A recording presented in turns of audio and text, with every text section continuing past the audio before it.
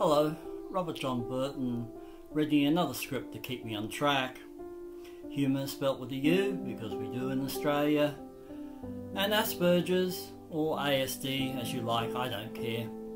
Sarcasm sometimes goes over my head, but I am told I can be rather biting.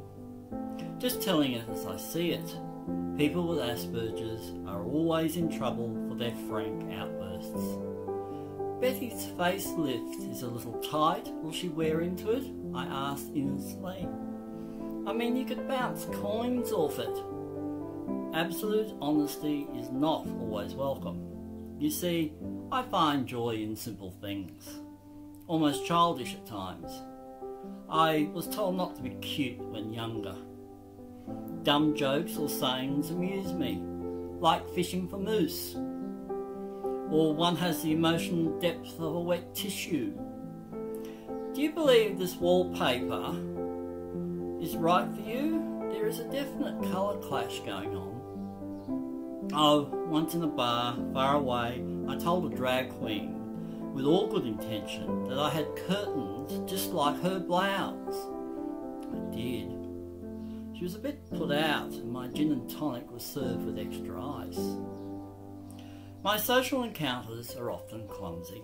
I may be too soft or very prickly. My success depends on having seen others model or demonstrate the behaviour preferred. If I see people tease, then I will too, until someone caring suggests it is inappropriate. Perhaps reading about such situations should be acted out, especially when damn attractive types are about. Never waste a joke on the person who has violated your trust. They will get the wrong idea. A problem when I was young and shiny. I do not show this side to many people, but to those who do see it, they can find it particularly useful. They have found a friend, it seems.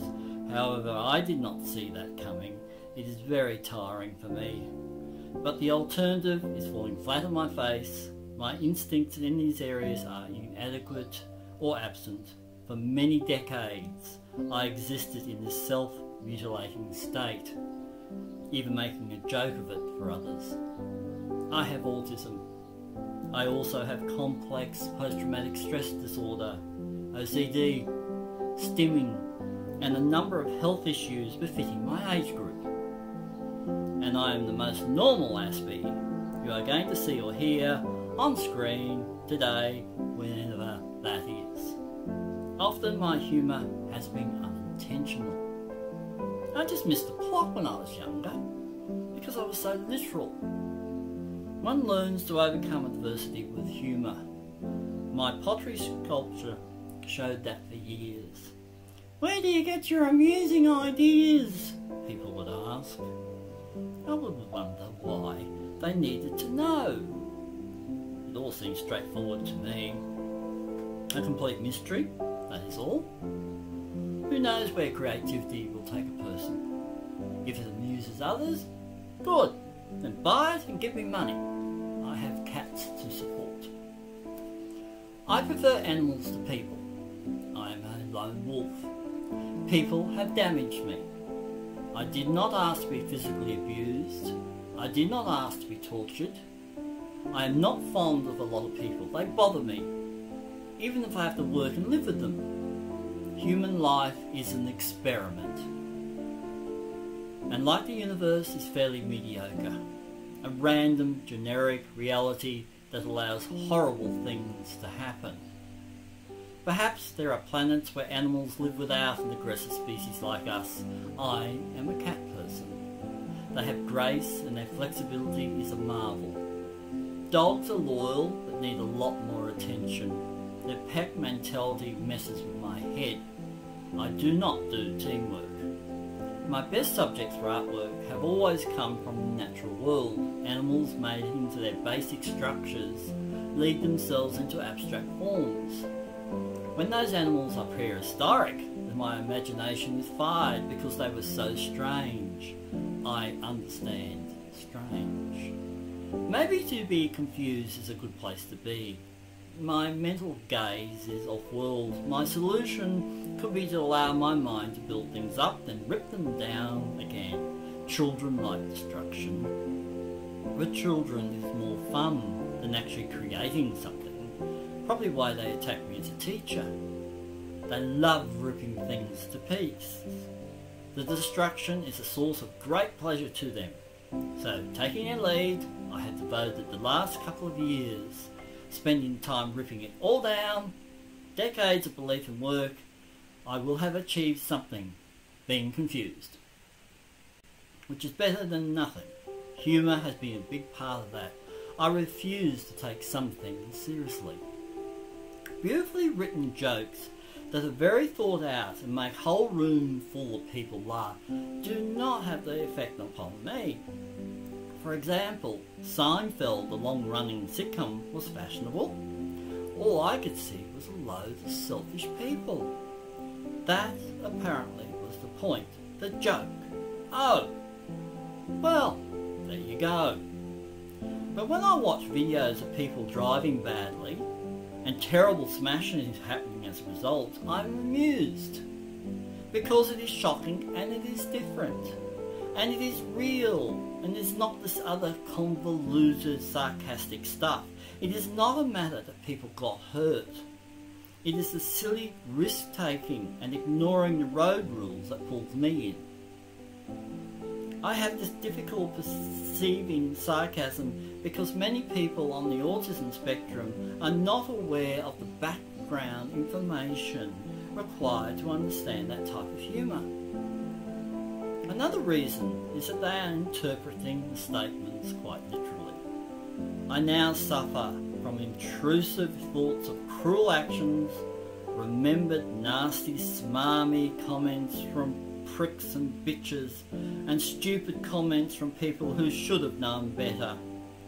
It took a long time to process, sometimes years for some of these to be seen as jokes at my expense, I think. You know, Robert would be a better painter if he used oils instead of acrylics, painted on board rather than canvas, and used a different style, said my mother's second husband. True. Oh, so scary, using monsters to represent the AIDS virus, spoken by a terminal prick from the local arts studio during the crisis. I mean, people were dying. Potters, as a profession I did for decades, cannot paint pictures, commented the local radio announcer, such an expert on everything except multitasking. Paintings are boring, flat, male wall art, unleashed the feminist with a bitter opinion. She so wanted to work with me. I did not original enough. I suppose painting big pictures will have its uses in signage work, said the disgruntled student's mother to open day at the art college I attended. Why would someone like you receive a council arts award when I've done so much? Spat the matron of envy. People could be petty and they could be vicious. For me, social interactions can be incredibly challenging. By default, I have trouble reading others and predicting how they react to things. To make it shaky a ride, I'm often blind to others' distress and have had a lot of trouble navigating the path with both my feet in my mouth. Relationships can become very anxious affairs. Not being able to read other people's subtle body and facial expressions do not show me the problems coming down the path until there is a collision. How can life be planned? I will tell you. Just stop trying. Humour is the stick in the eye of the beholder. Tell it as you see it, because others are reporting you for your blunders. It gives stupid people something to do. Always for my own good, apparently.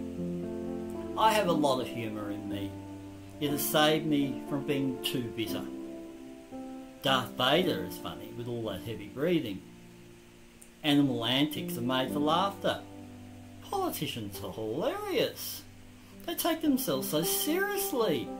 I still have meltdowns, especially from noise at my age. Is that not a cruel joke? Something funny recently. Ran into an ancient acquaintance from 20 years ago.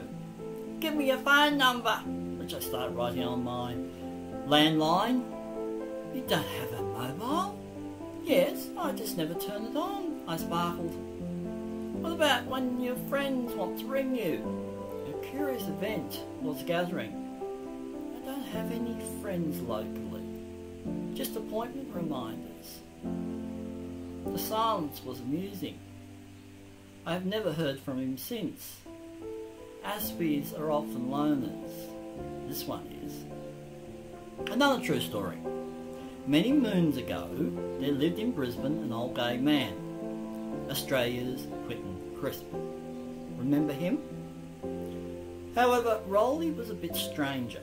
He sported a few long dyed hairs on a bald head, and at 70-odd wore tight shorts with a white shirt and pencil tie, always. Rolly also always carried a small leather satchel. One night, some drunken Yahoo truck driver waylaid poor Rolly with terrible abuse and threats of harm. Sir, said Rolly, if you do not leave me alone, I will hit you with my little axe. The drunk leered all sorts of nasty obscenities and moved closer. Poor Rolly repeated his intention of defence. The drunk lunged. Rolly immediately opened his little bag and pulled out a small hatchet, which went crack.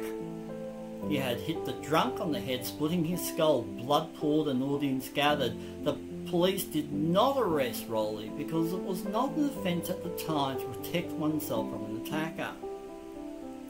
Even with a small everyday hatchet, which I'm sure you all have around the house. The drunk was arrested and recovered, licking his wounds. The story still amuses, and I smile inwards to think real life is indeed stranger than fiction. And that is an important point with people with autism spectrum disorder, that humour has to make some sort of sense. Slapstick is funny because Mo hits Larry or Curly. It is straightforward. The Three Stooges were wonderful.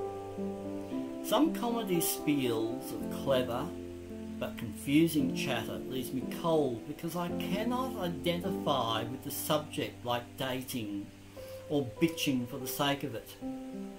People can be diabolically cruel and wicked, and humour that nails humanity with dark comedy and reflections on the politics and spin doctors of this and anyone's time has a basis in reality.